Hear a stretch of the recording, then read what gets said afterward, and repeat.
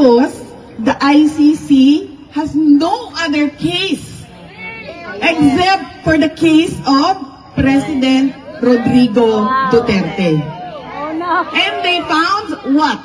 And they found Marcos, Trillanes, and money in the Philippine case.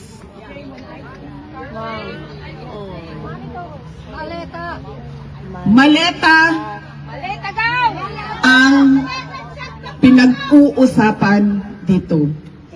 So where is the justice in all this? There is no justice for the Philippines, there is no justice for the Filipinos, and there is no justice for former President Rodrigo Duterte.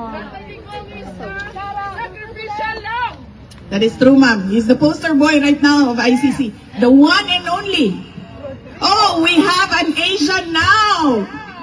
We're done with the blacks. Let's go to the Asians. To hell with the whites. We cannot go after them. Let's go after this one person who was delivered by Marcos to us.